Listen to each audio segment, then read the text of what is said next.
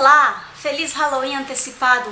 Vamos aproveitar que hoje Zeus resolveu me agraciar com a chuva torrencial que está caindo lá fora, porque ela vai contribuir muito para a atmosfera desse vídeo. De acordo com fontes clássicas, os druidas, esses sacerdotes celtas que hoje acredita-se que exalavam paz e amor, realizavam sacrifícios humanos das mais diversas maneiras, dentre elas, colocando as vítimas dentro de um homem gigante de vime e ateando fogo a ele.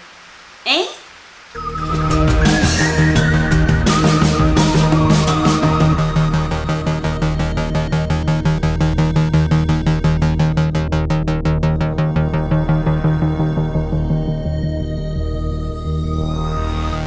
Quase tudo que sabemos sobre os druidas é oriundo de fontes não muito confiáveis. A grande questão é que os registros escritos que sobraram foram escritos por pessoas que não eram celtas, muito menos druidas, por exemplo, Júlio César.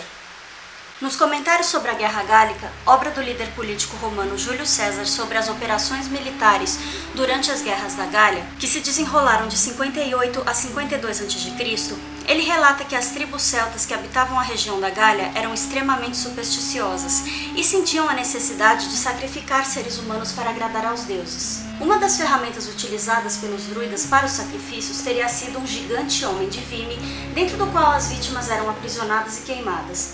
Mesma informação que o historiador Estrabão registrou em sua obra Geografia, no qual ele relata que os celtas inventaram um colosso de palha e madeira para o propósito de sacrifício.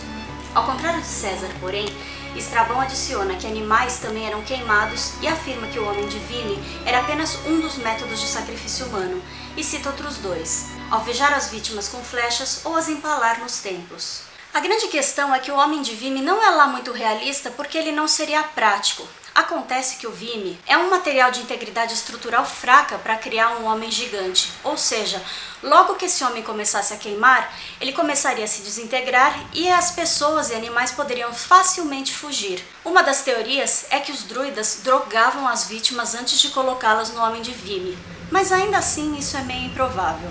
Hoje, o homem de vime ainda está presente na nossa cultura. Em 1973, foi lançado o filme O Sacrifício, do diretor Robin Hardy.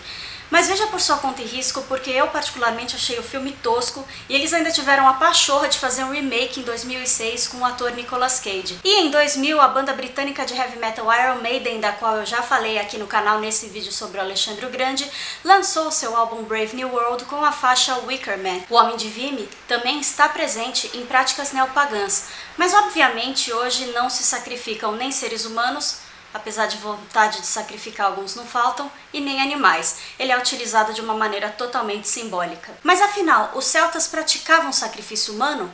De acordo com alguns achados arqueológicos, sim, é bem provável que isso seja verdade.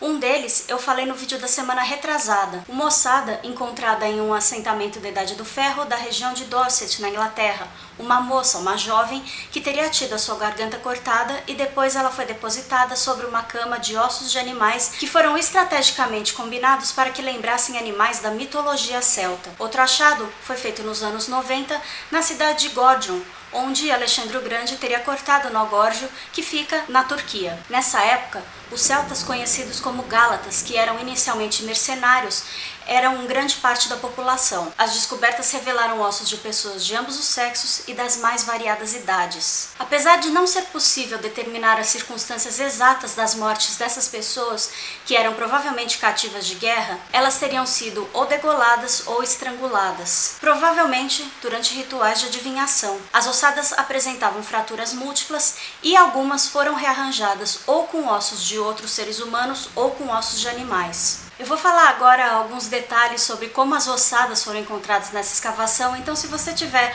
coraçãozinho e estomaguinho fraco, eu sugiro que você passe para frente.